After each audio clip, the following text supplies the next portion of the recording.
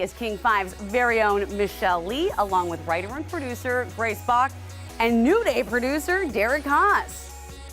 We're going to be talking stock market headlines as we start Hot Topics, and GameStop, AMC, silver, which I don't even know what that is, but we're finding out now. Have you all followed the stock market stories? I know, Michelle, obviously you've been reading about it in the news, but what's your take? Actually, this morning I got on that subreddit, and I downloaded that app. And so I'm pretty much going to be a millionaire by next week. Genius. This morning, I listened to The Daily, which is the New York Times podcast, and they did such an incredible 30-minute summarization of how it started, breaking it down into really easy ways for you to understand if you're not well-versed in the stock market. So I highly recommend. That's a great digestible piece to at least give you the breakdown of the layout of how it all happened, and then also what could potentially come next, which people could be losing a lot of money. I have an economics degree, and I even found myself Googling, what does it mean to short a stock? Because I didn't even know. That's not something they teach you in school.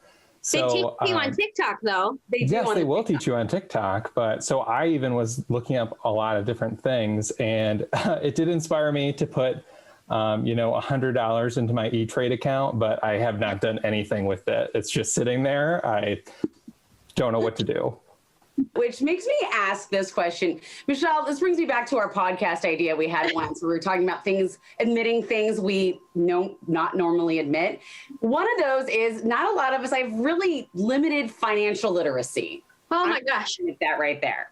Yeah, I thought you were going to make me tell you what I texted you today. No. I've tried really hard to start becoming financially literate, and I'm still not there. I don't know if I'll ever be there, but there are a lot of great, especially millennial money kind of blogs that I read and follow on Instagram, because I think a lot of younger people know what they want. Before I just wanted a job, but younger people want a lifestyle. And I'm like, what's that? So it's I read all these things, and I'm like, oh yeah, I should be more financially literate so that my child can be, set up for the world a little bit better than me. But they need to teach that in school.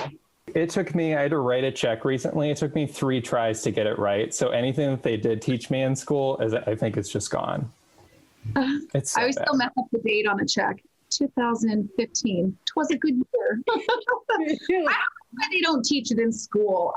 Maybe they did and I missed it, talking so much and less paying attention. But it's nice now that you do have things like TikTok and YouTube and books, and everything's at our fingertips. So if you do really want to learn about this, you can. It's just carving out that time. And boy, what a great time to do so right now on quarantine. Instead of watching Netflix, we can all dive into economics, you guys.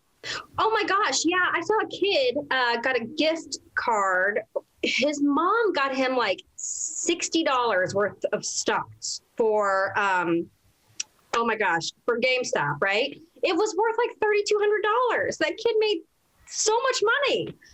So, yes, I'm definitely interested. If there's a 7-year-old out there who can make that much money, then it's I need to be making money. Yeah, I will say overall with this whole situation, we are learning more, but it is also exposing some of the issues we have with Wall Street that maybe we should start seeing some changes. I don't know. Well, all right, next question. How much do you miss scrolling through your channels?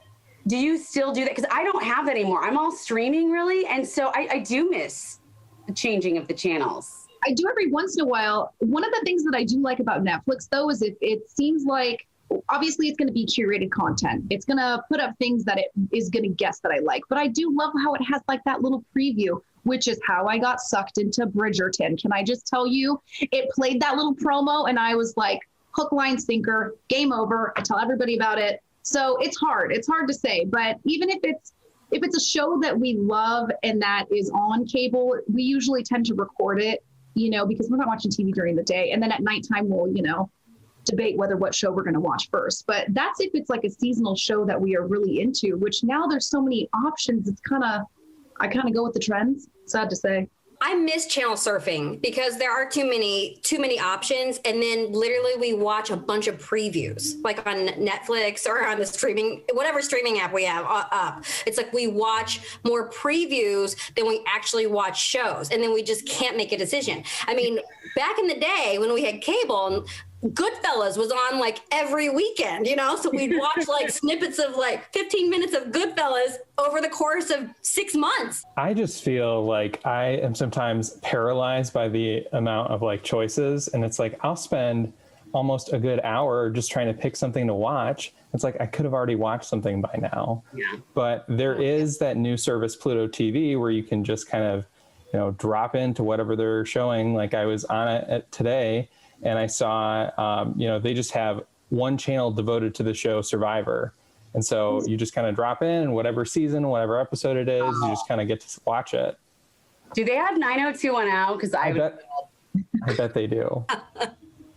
I actually got Friendly TV, which is kind of like Pluto, and I don't know what happened. I ended up down a wormhole of watching Dr. Quinn, Medicine Woman, for like an hour and a half. I love that show. We all love Dr. Quinn, right? So we're going to be talking more about hot topics, including the bit about grape nets later in the show, so stick around for that. Well, as promised, our Hot Topics panel is back for one final question. Check it out. So we're all working from home, and a lot of people are recognizing that they don't have to be in the city now that they work in. And so there's this whole new issue of digital nomads who maybe are going to work from vacation destinations. So my questions to you, my friends, what is your dream work destination place? Seattle. Wah, wah. I'm all about Greece. I want to go there. I want to eat the food. I want to feel a breeze through the window while I'm writing and, jump into a river or the ocean there, and have a fresh fish dish for lunch. I mean, I see all these bloggers doing it and it's great. It's just so hard to really think about putting that into action when you have 2 small children at home. I will take any place with a beach, I think. I don't need a lot, maybe just a beach, ocean view. Is it too much to ask? I don't know. I mean, Alki, come on. You're still stuck in Seattle. I would go to Hawaii. I would go to Hawaii for sure. I just love the Hawaiian spirit. So, and we got married there. I just feel like I just always go to Hawaii. Well, always go to Hawaii, so. I love that. I like that. I would go to Lake Como. Oh gosh. Just like where they filmed that Star Wars episode with the anyway. Speaking of which, I know we're not quite there yet, but are we all ready to go back to the office or no? No. Yeah. I don't think I'm ever going to be able to do anything the same. Like, I don't think I'm ever going to be able to go to the grocery store the same, concerts now, when I see pictures of people at concerts, I'm like, yeah, it's a little too close. But I don't like concerts anyway because I'm so short. So I was always in everyone's armpits. It's not fun. So I like the virtual experiences that people are giving us. I am ready to kind of go back to the office, but I feel like am I going to get in trouble for this? I feel like I wasted a lot of time at the office. I always did. I always wasted time at the office. And I'll just be honest, I'm sorry, but I would be walking around talking to my friends. Yes. And I got nothing done. Sorry. I do miss the social aspect, though, of just seeing your friends and, connecting on a different level. I think for me, it's more like, who's going to watch your kids that doesn't have COVID, and how do you keep the germs out? Because as a working stay-at-home parent, it's been awesome not being sick.